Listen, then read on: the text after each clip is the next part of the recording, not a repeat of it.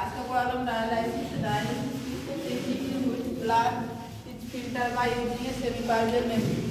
একটা সেমি পারভেজ মেমব্রেনের সাহায্যে কী করা হয়, ব্লাডকে ফিল্টার করা হয়।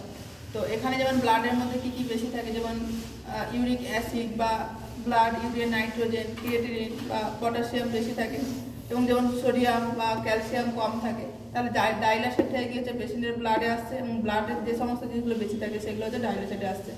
ইন্ডিকেশনগুলো কী কী, অ্যাকিউট রেনাল ফেলিয়ার পেশেন্টের ক্ষেত্রে কি পার্মানেন্ট ট্রিটমেন্ট হিসেবে করা হয়, বা ক্রনিক রেনাল ফেলিয়ার পেশেন্টের ক্ষেত্রে হচ্ছে যে টেম্পোরারি ট্রিটমেন্ট করা হয়। এখানে আর কি করা হয়, to correct fluid and electrolyte imbalance, যেমন সোডিয়াম পটাশিয়াম এগুলো কী হচ্ছে যে ইমব্যালেন্সগুলো ঠিক করা হয়। To correct acid base imbalance বা টু কারেক্ট হয় বা ট্রিটমেন্ট হয় ড্রাগ হচ্ছে যে ওভারডোজের ক্ষেত্রে। এখানে টু টাইপসের ডায়ালাইসিস হয়, একটা হচ্ছে পেরিটোনিয়াল ডায়ালাইসিস, একটা হচ্ছে হেমোডায়ালাইসিস। এখানে কি করা হয়, হেমোডায়ালাইসিসের ক্ষেত্রে ডায়ালাইজার ইউজ করা হয়, আর পেরিটোনিয়াল ডায়ালাইসিসের ক্ষেত্রে কি হচ্ছে পেরিটোনিয়াল ক্যাভিটি ইউজ করা হয়। প্রিন্সিপাল কি, এখানে ডিফিউশন, অসমোসিস আর আলট্রা ফিল্টারেশনের মাধ্যমে করা হয়। তো ডিফিউশনটা কি, এখানে কি করে যে মুভমেন্ট করে solid from high concentration to low কনসেন্ট্রেশনের দিকে। যেমন এখানে বোঝানোর চেষ্টা করেছি যে ডায়ালাইসেট রয়েছে, আর এক সাইডে হচ্ছে যে কি ব্লাড রয়েছে, যেমন ক্রিয়েটিনিন, ইউরিয়া, মেটাবলিক ওয়েস্ট বা সোডিয়াম পটাশিয়াম ক্যালসিয়াম পিএইচ সব রয়েছে। যেগুলো হচ্ছে বেশি থাকে সেগুলো কি হচ্ছে যে ব্লাড থেকে ডায়ালাইসেটের দিকে আসছে। দেন হচ্ছে অসমোসিস। অসমোসিসের ক্ষেত্রে কি হচ্ছে যে মুভমেন্ট করছে সলভেন্ট লো কনসেন্ট্রেশন টু হাই কনসেন্ট্রেশনের দিকে। যেমন হাইপারটেনশনের পেশেন্টের ক্ষেত্রে ফ্লুইড বেশি থাকে, তাহলে কি হচ্ছে লো কনসেন্ট্রেশন দিকে কি করছে, মুভ করছে। দেন হচ্ছে আলট্রা ফিল্টারেশন, এখানে কি করছে যে movement of solvent from high pressure area to হচ্ছে লো প্রেশার এরিয়া।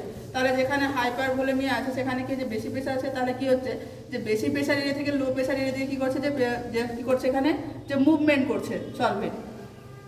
দেন হচ্ছে এখানে ডায়ালাইসিসের মধ্যে কী কী থাকে, যেমন স্টেরয়েড ওয়াটার থাকে, ইলেকট্রোলাইট থাকে, minerals, glucose, amino acid, heparin, antibiotic বা ইনসুলিন থাকে। যেমন ইনসুলিন কেন দেওয়া হয়, যদি কোনো পেশেন্ট ডায়াবেটিক পেশেন্ট থাকে সেখানে ইনসুলিন অ্যাড করা হয়।